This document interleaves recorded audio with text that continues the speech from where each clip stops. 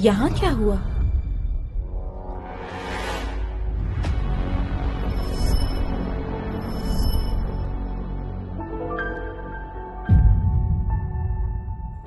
अरे सुनो, ये बताओ उस आदमी को क्या हुआ है? अभी एक विदेशी किकबॉक्सर अंदर आया है। वो बहुत गुस्से में था और G10 को मारने की कोशिश कर रहा था। लेकिन मैंने सुना है कि वो यहाँ पर बोली के लिए आया है। अगर उस वक्त वो गद्दार बेन यहाँ ना होता तो विदेशियों की यहाँ पर घुसने की हिम्मत ना होती। दोस्तों, उस वक्त मामला कुछ और था। फालतू बात मत करो। तुम पुरानी बातें क्यों कर रही हो? विदेशी हमारे लोगों को परेशान कर रहे हैं। जहाँ पर देखो सब परेशान हैं। मेरे अंकल का मार्शल क्लब, मैं उनसे मिलने जा रही हूँ।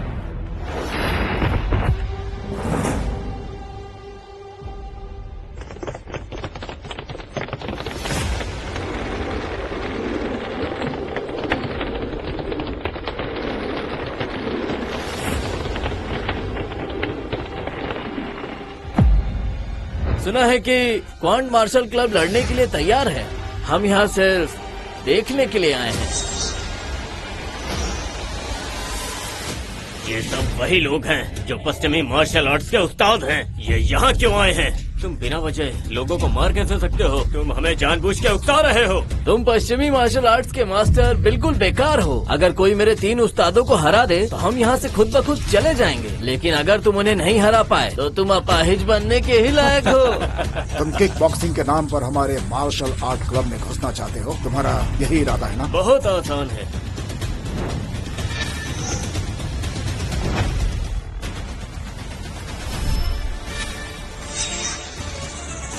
जो हारेगा वो इस बोर्ड को टांगेगा और मानेगा कि उसने जो भी मार्शल आर्ट सीखा है वो कचरा है। वो हमेशा के लिए मुकाबला करना छोड़ देगा और उसके बाद हमारे आगे घुटने टेकोगे। क्या कहा? ये मुकाबला हम पश्चिमी उस्तादों का गुरूर है। ये हमारे देश की शान है। इसमें किसी का भी दखल देना नामुमकिन है। और मैं तुम्हें बता दूं कि तुम एक विदेशी हो। क्या तुम एक योद्धा कहलाने के लायक हो? ऐसा कचरा योद्धा बनना भी कौन चाहता है? मैं वॉकआउट में शामिल हो चुका हूँ। मैं एक वरिष्ठ वॉकआउट रक्षक हूँ। ये तुम क्या कह रहे हो?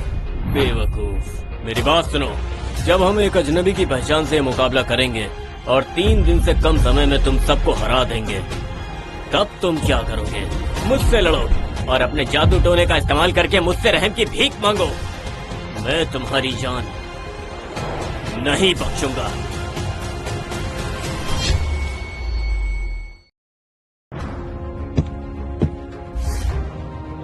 यही अंकल की एकेडमी है।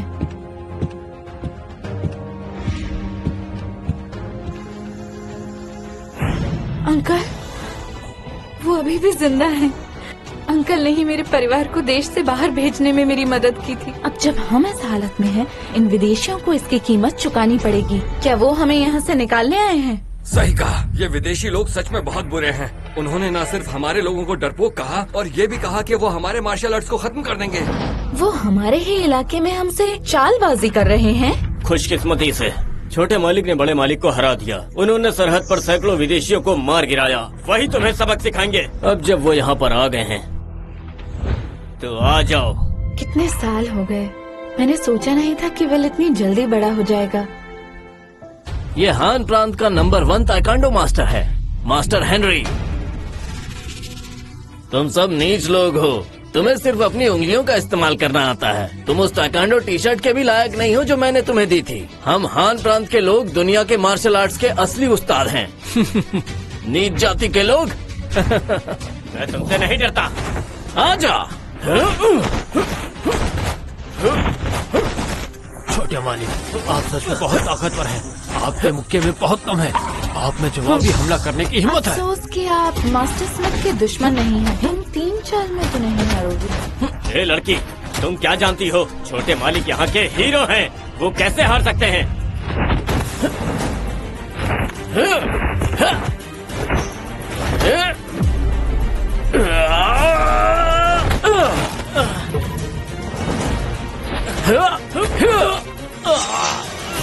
तुम सिर्फ ताइक्वांडो के टी-शर्ट के लायक हो।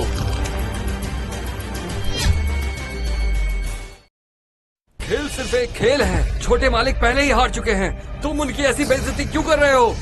चुप रहो। हारने वाला सिर्फ हारने वाला होता है। इसे बेइज्जती मत कहो, अब देखो क्या करता हूँ। तुम ठीक हो? मैं ठीक हूँ, मदद के लिए शुक्रिया। तुम एक औरत हो, तुम्हें यहाँ से चले जाना चाहिए। क्या तुम मेरा मजाक उड़ा रहे हो? रोजी रोटी कमाना इतना आसान नहीं है। मैंने कई सालों तक ट्रेनिंग ली है, मैं उससे पिटना नहीं चाहता। मैं हारा हुआ नहीं हूँ। इसे सीख लो, काम आएगा।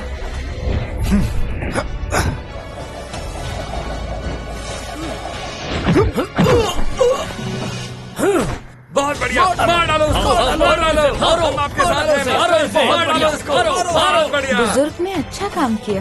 बेशक मास्टर स्मिथ अच्छा है, लेकिन वो भी इनका मुकाबला नहीं कर सकता।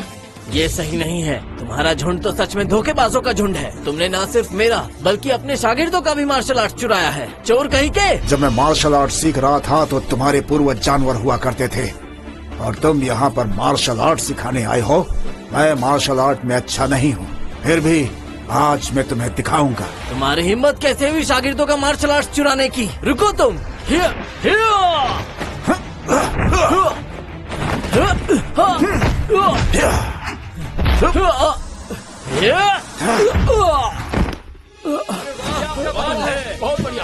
वो सच में धोखेबाज लोगों का झुंड है, इसका कोई मुकाबला नहीं है।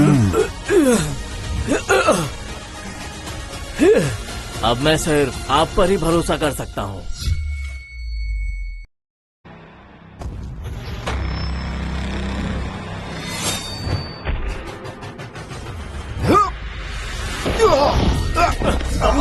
गुरुजी,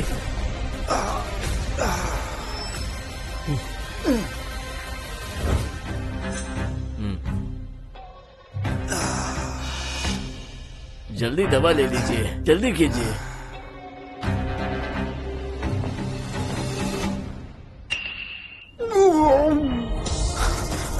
तुमने दवा में जहर मिलाया था ना। शुक्रिया मास्टर।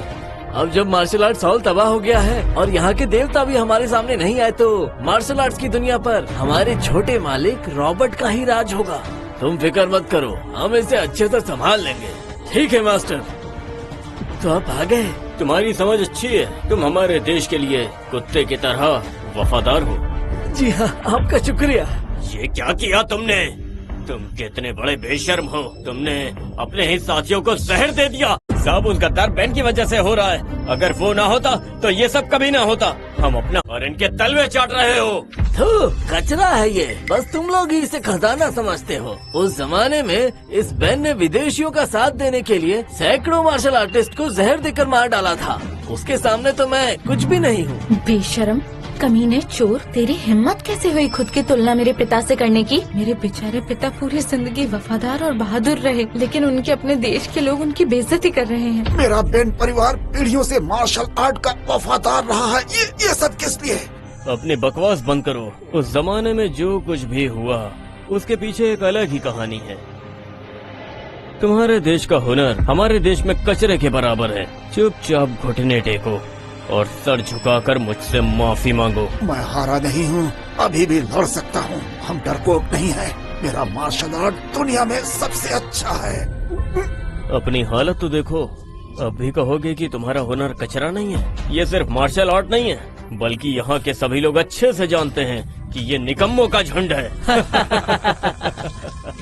जब किसी की लड़ने की हिम्मत नहीं है तो मेरी एक बात मानो, अपने गले में ये तख्ती टांग लो और अपने कचरा मार्शल आर्ट्स को खत्म कर दो और यहाँ से दफा हो जाओ। मैं अभी भी लड़ सकता हूँ। अंकल थोड़ा और तेज भागो, और तेज, लेकिन मुझे गिरने मत देना।